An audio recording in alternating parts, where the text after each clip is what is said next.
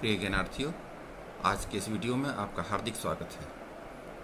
आज हम लोग वित्तीय प्रबंध के अंतर्गत पूर्वाधिकार अंश पूंजी की लागत निकालने की प्रक्रिया का अध्ययन करेंगे। जैसा कि आप जानते हैं कि पूर्वाधिकार अंश पूंजी किसी भी कंपनी के वित्तीय प्रबंधन में और उसके पूंजी ढांचे के निर्माण में महत्वपूर्ण भूमिका का निर्वाह करती है। हम लोग पूंजी लागत के सैद्धांतिक एवं व्यवहारिक पक्ष, जिसे कि न्यूमेरिकल क्वेश्चंस के माध्यम से समझा जा सकता है, इन दोनों ही पक्षों की चर्चा करेंगे।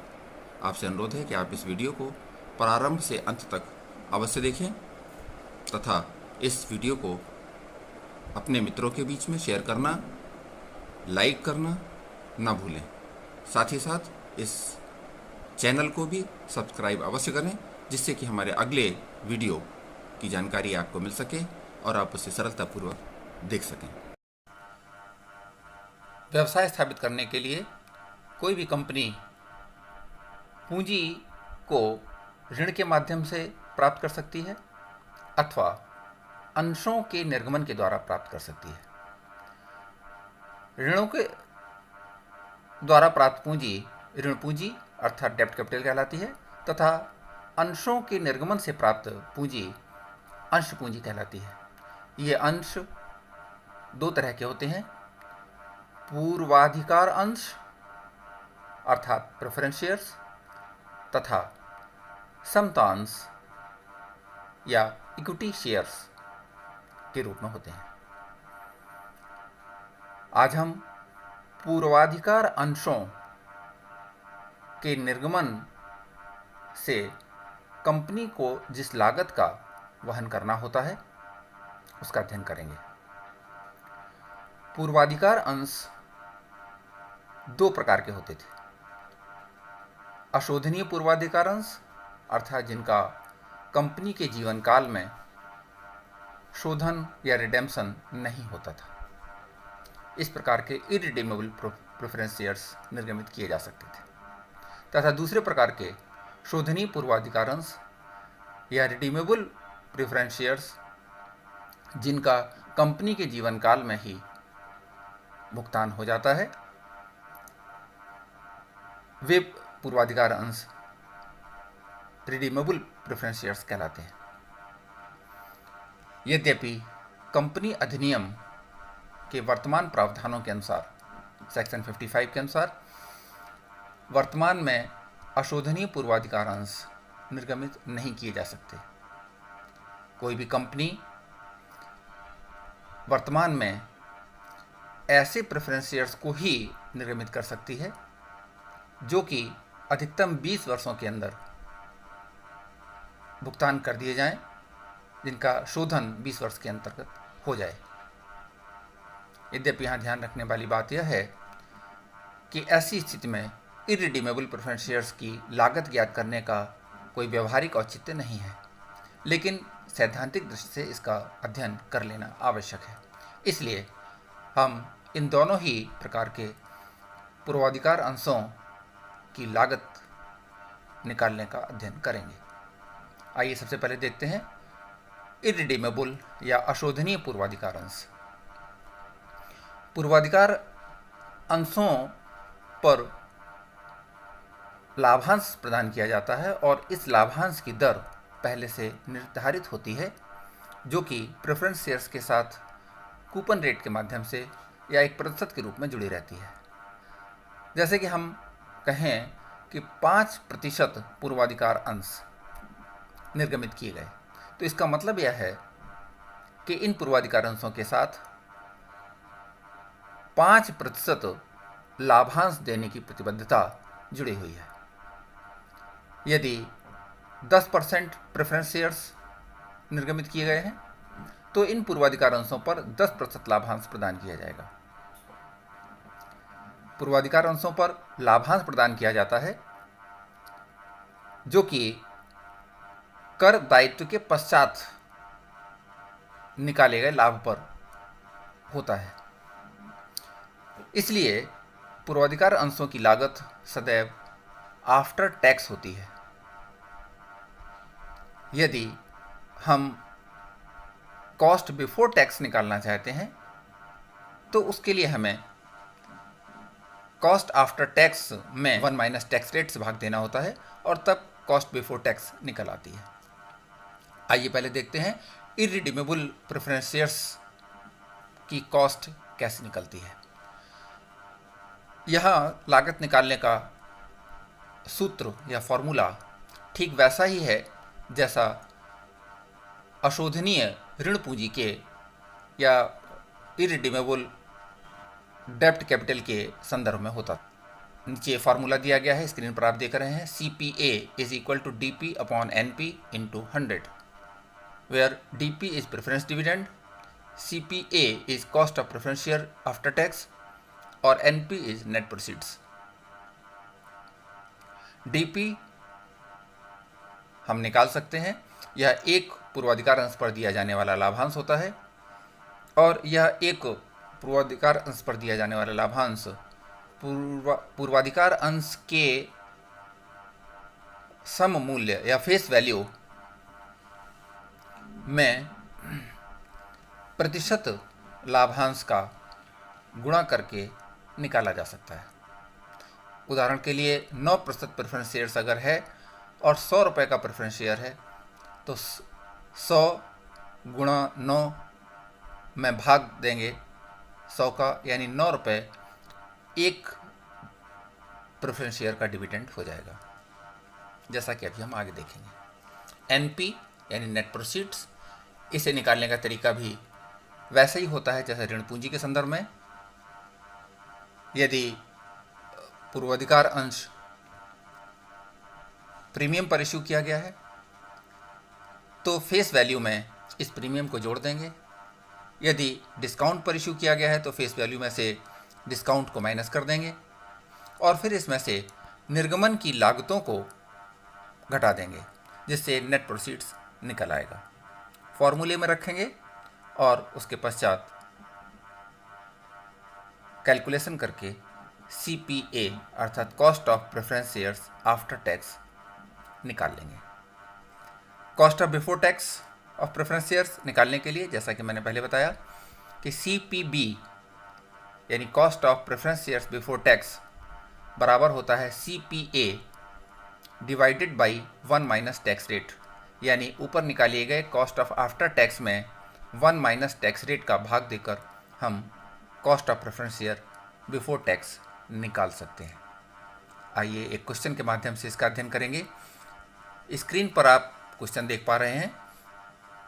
A company issued 2,009% preference shares of ₹100 each and incurred the following expenses: underwriting commission 1%, brokerage 0.5%, other expenses 1,500.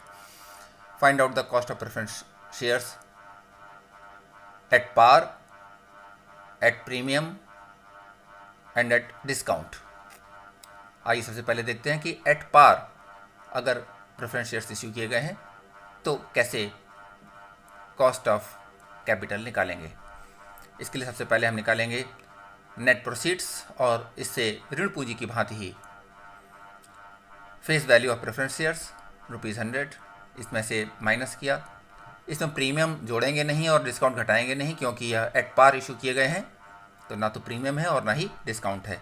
घटाएंगे केवल इशू के expenses. Underwriting commission 1% ₹1, brokerage 0.5% of 100 50 पैसे हो गई, और अदर एक्सपेंसेस 2000 प्रेफरेंस शेयर्स पर 1500 रुपये के एक्सपेंसेस हैं, तो ये एक पूर्वाधिकार अंश पर 0.75 अर्थात 75 पैसे का खर्च आया है। ये सभी एक्सपेंसेस ₹2.25 हुए हैं। इन्हें हम फेस वैल्यू में से माइनस कर देंगे तो नेट प्रोसीड ₹97.75 आ जाएगा। प्रेफरेंस डिविडेंड 100 रुपये फेस वैल्यू वाले प्रेफरेंस शेयर्स पर 9% है, तो 100 रुपये का 9% यानी ₹9 प्रेफरेंस डिविडेंड पर शेयर हो जाएगा। इसी फॉर्मूले में रख देंगे CPA = DP upon NP into 100, 9 divided by 97.75 into 100, और ये निकल कर आएगा 9.207 8%। बिफोर टैक्स निकालने के लिए CPB is equal to CPA divided by 1 minus T, और ये 9.207 डिवाइडेड बाई 1 माइनस 0.50 सॉल्व करेंगे तो ये आ जाएगा 18.414%। इस तरह से cost of preference share after tax 9.207% है और cost of preference share capital before tax 18.414% है। आइए अब देखते हैं कि यदि प्रेफरेंस शेयर्स को 5% प्रीमियम पर इशू किया जाए तो क्या स्थिति होगी।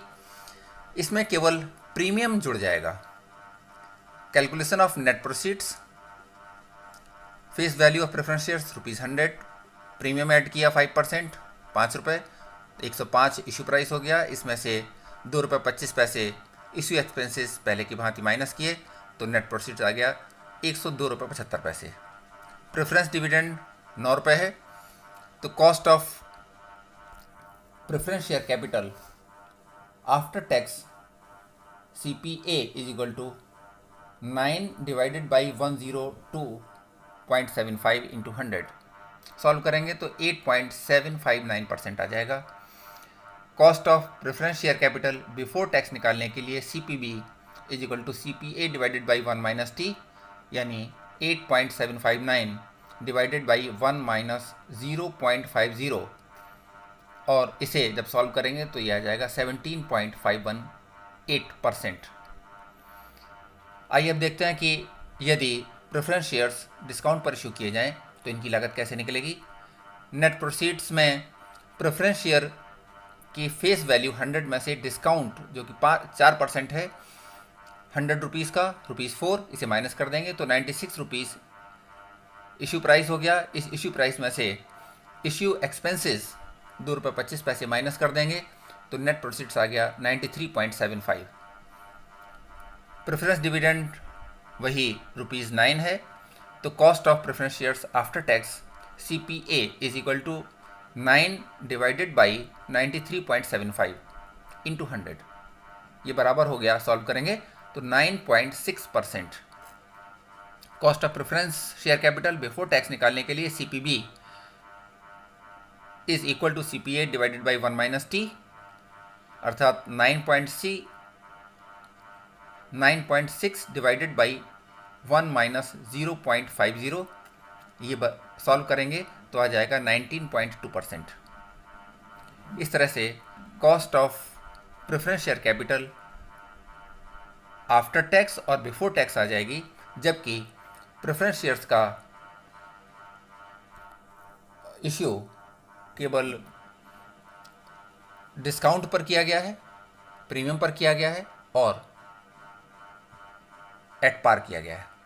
आइए अब देखते हैं शोधनीय पूर्वाधिकार अंश, जो कि व्यवहारिक दृष्टि से इनका अध्ययन उचित है। तो शोधनीय पूर्वाधिकार अंशों की कॉस्ट आफ्टर टैक्स और कॉस्ट ऑफ बिफोर टैक्स कैसे निकलेगी।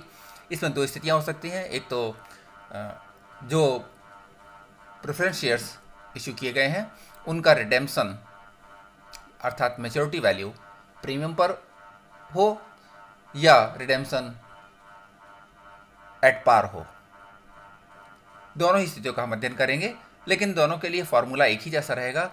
हाँ, दो स्थितियाँ यह जरूर होंगी कि आफ्टर टैक्स पहले निकालेंगे और cost of preference share capital before tax उसके बाद निकल आएगी पहले की भांति। यहाँ पर जो फार्मूला है उसमें थोड़ा सा परिवर्तन है। देखिए, cost of preference shares after tax निकालने के लिए DP plus MV minus NP upon N whole divided by MV plus NP divided by 2 and whole multiplied by 100। यहाँ पर MV मैच्योरिटी वैल्यू है, NP नेट प्रोसीड्स है, N number of years हैं जिसमें कि रिडेम्पशन हो रहा है प्रेफरेंस शेयर्स का, और DP पहले की भांति पूर्वाधिकार लाभांश है। कॉस्ट ऑफ बिफोर टैक्स निकालने के लिए फॉर्मूला बिल्कुल वैसा ही है जैसा कि इररिडीमेबल प्रेफरेंस शेयर्स के संदर्भ में था, अर्थात CPB is equal to CPA divided by 1 minus tax rate. आइए अब प्रश्नों के द्वारा इसका अध्ययन करते हैं। एक क्वेश्चन लेते हैं जिसमें पहले पूर्वाधिकार अंशों का शोधन प्रीमियम पर किया गया है। क्वेश्चन आपकी स्क्रीन पर है।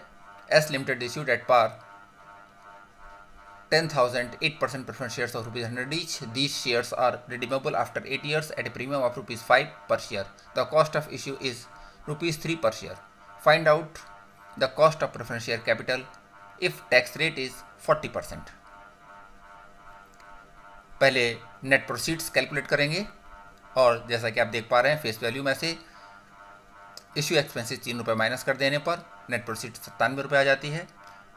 प्रेफरेंस डिविडेंड फेस वैल्यू 100 रुपये का 8% अर्थात 8 रुपये। मेच्योरिटी वैल्यू फेस वैल्यू में 5 रुपये प्रीमियम ऑन रिडेम्पशन जोड़ देने पर मेच्योरिटी वैल्यू 105 रुपये आ जाती है।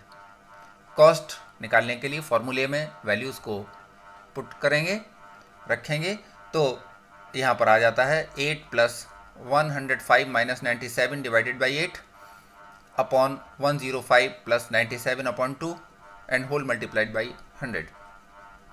इसे सॉल्व करेंगे तो 105 - 97 डिवाइडेड बाई 8 ये 1 के बराबर आ जाएगा। तो ऊपर वाली फिगर होगी 8 + 1 और नीचे 105 + 97 डिवाइडेड बाई 2 ये आ जाएगा 101। इसे सॉल्व करेंगे तो आंसर आएगा 8.91%। बिफोर टैक्स निकालने के लिए 8.91 में 1 - 0.40 से भाग दे देंगे तो कॉस्ट ऑफ शेयर कैपिटल 14.85% आ जाएगा। आइए एक अगला प्रश्न देखते हैं। इसमें प्रेफरेंस शेयर्स को डिस्काउंट पर इशू किया गया है और प्रीमियम पर रिडेम्पशन हुआ है। ऐसी स्थिति में नेट प्रोसीड निकालने के लिए हम 3% डिस्काउंट को माइनस करेंगे और मैच्योरिटी वैल्यू निकालने के लिए 5% प्रीमियम को ऐड करेंगे। नेट प्रोसीड निकालने के लिए 100 - 3 यानी इश्यू प्राइस आ गया 97 और इसमें से इश्यू एक्सपेंसेस 3 रुपये माइनस करेंगे तो नेट प्रोसीड आ जाएगा 94। प्रेफरेंस डिविडेंड 100 रुपये का 8% अर्थात 8 रुपये। मैच्योरिटी वैल्यू 100 + 5 = 105 आ जाएगा और cost of preference share after tax उसी तरह फार्मूले में सारी वैल्यूज़ को पुट कर देंगे। DP ₹8, MV यानी मैच्योरिटी वैल्यू 105 रुपये, NP 94 रुपये, N 8 रुपये। इसे फीड करेंगे सॉल्व करेंगे तो आंसर आ जाएगा 9.422%। इसी तरह से cost of preference share capital before tax निकालने के लिए 9.422 डिवाइडेड बाई 1 - 0.60 अर्थात 23.555% cost of share capital before tax निकल आएगी। आइए अब एक और क्वेश्चन देखते हैं। इस क्वेश्चन में प्रेफरेंस शेयर्स को 6% प्रीमियम पर इशू किया गया है और उसका रिडेम्पशन 10% प्रीमियम पर किया गया है। ध्यान दीजिए कि पिछले क्वेश्चन में डिस्काउंट पर इशू किया गया था और इसमें 6% प्रीमियम पर इशू किया गया है। ठीक उसी तरह से जो प्रोसीजर जिसका उल्लेख हमने किया है उसी के अनुसार फेस वैल्यू में प्रीमियम 6% अर्थात 30 रुपये जोड़ देंगे तो इश्यू प्राइस 530 हुआ। इसमें से इश्यू एक्सपेंसेस 2 रुपये 50 पैसे माइनस कर देंगे। ये 2 रुपये 50 पैसे 1 लाख में 40,000 से भाग देने पर आया है। तो इस इश्यू एक्सपेंसेस को माइनस करेंगे तो नेट प्रोसीड्स आ जाएगा 527 रुपये 50 पैसे। प्रेफरेंस डिविडेंड 500 का 8% 40 रुपये। मैच्योरिटी वैल्यू फेस वैल्यू 500 रुपये में 10% रिडेम्पशन प्रीमियम को प्लस कर देने से 550 रुपये आ जाएगा। अब फॉर्मूले में DP 40 रुपये, मैच्योरिटी वैल्यू MB 550 रुपये, नेट प्रोसीड्स 527 रुपये 50 पैसे और नंबर ऑफ ईयर्स 8। इसे फीड करेंगे तो आंसर आ जाएगा 7.95%।